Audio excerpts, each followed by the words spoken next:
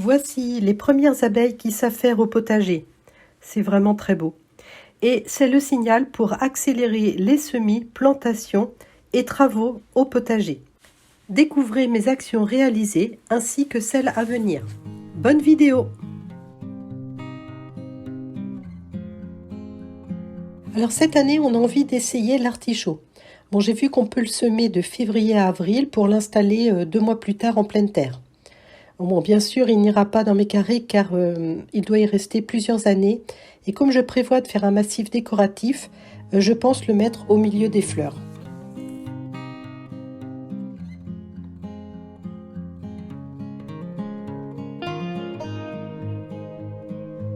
Alors je sème aussi du cerfeuil car c'est une aromatique que j'aime beaucoup et qui est une bonne plante compagne pour les radis et les laitues.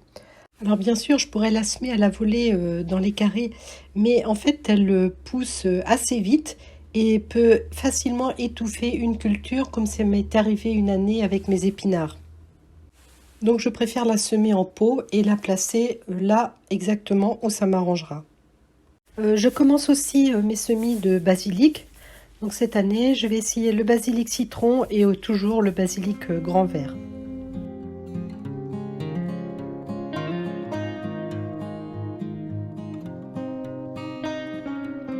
Alors cette année, je vais privilégier les petits pois à grains ridés car je trouve qu'ils sont plus fins en goût.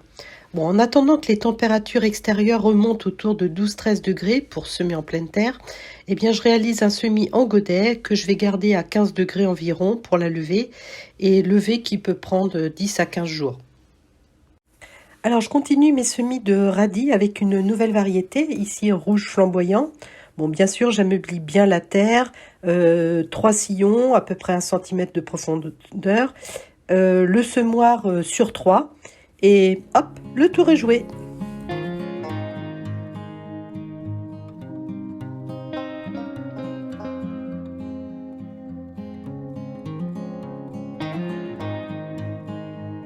Chaque mois, je sème des laitues, et pour mars, je vais faire une demi-terrine de Batavia blonde à bord rouge. Bon, sur l'autre moitié, j'ai mis un vieux sachet de frisée fine de Louviers.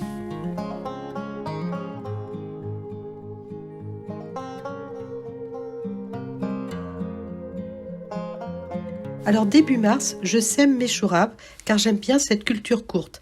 Elle prend 3 mois sur les carrés. Et aussi, je tente le chou de Saint-Saëns pour m'entraîner.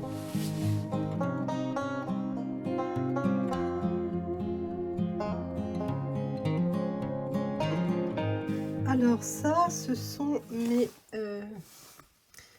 laitues kamikazes que j'ai semées le 25 janvier. Et donc là, il est temps de les repiquer en godet. Donc c'est parti. Alors voilà, on va commencer par celui-là.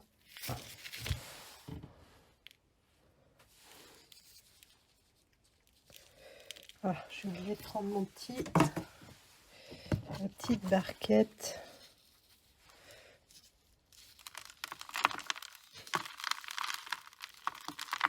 C'est sûr que là, le fait de semer en alvéole, ça perd tout son sens. Hein, parce que si on est obligé de les démarier, ça ne sert plus à rien.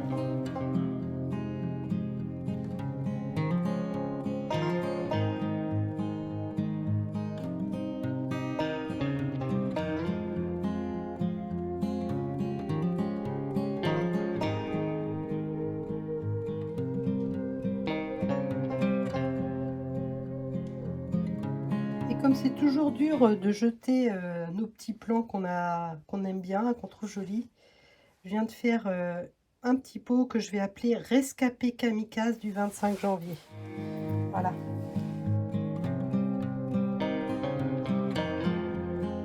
Fin février, début mars, je plante en serre mes Batavia Pierre Bénite que j'ai semées mi-janvier.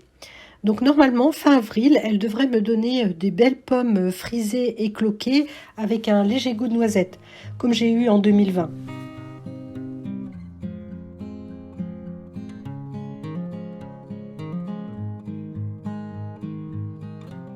Alors, même en hiver, en fait, les zoyas, elles servent parce que là, elles sont à sec.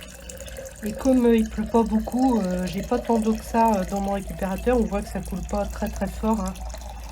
D'habitude, quand mon récupérateur est plein, ça coule beaucoup plus. Donc là, du coup, je remplis mes zoyas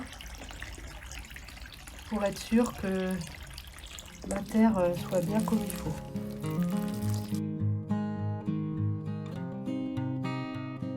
Alors je viens de tailler l'hibiscus en retirant tous les boutons floraux et en le rabattant un peu en forme de pyramide.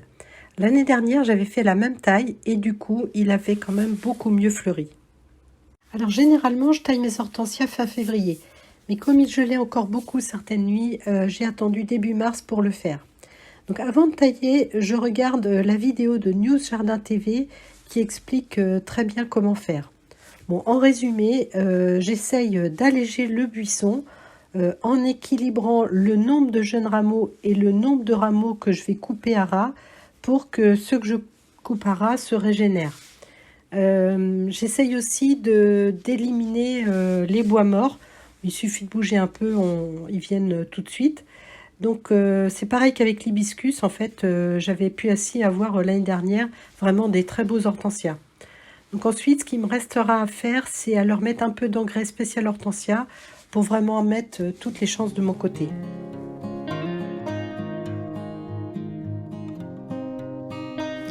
Alors je réalise mes premiers semis de fleurs très utiles au potager. Alors en premier, les œillets d'Inde, donc ici le globe citron et Scarlet Sophie, qui ont un effet nématicide en protégeant les racines des larves qui sont contenues dans le sol. Mais elles aident aussi à améliorer la résistance des plantes au stress abiotique, comme la sécheresse ou les fortes variations de température. Alors, je sème aussi des cosmos, qui sont également nématicides, mais ils abritent aussi, bien sûr, les insectes auxiliaires. Leur ombrage léger peut être utile pour le fraisier, par exemple.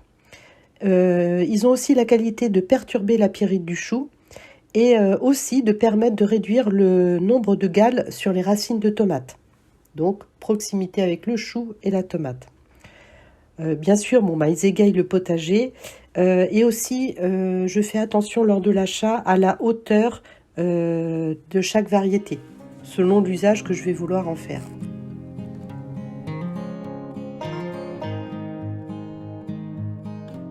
Alors en mars, je continue de récolter des épinards qui ont été semés en septembre, les feuilles de chêne. Celles qui sont sous serre sont quand même plus belles et plus développées que celles en extérieur, qui elles sont par contre plus rouges. Bien sûr aussi des aromatiques comme le cerfeuil ou la coriandre et un reliquat de carottes. Mais ça c'est plus pour le fun.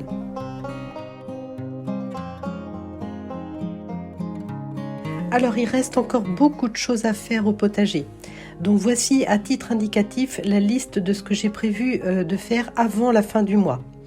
L'actualité ce sera surtout la deuxième vague de semis de tomates pour celles qui iront en extérieur et la plantation des pommes de terre nouvelles qui sont bien sûr un régal.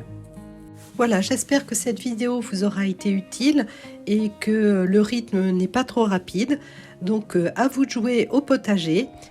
Bon jardinage et à bientôt!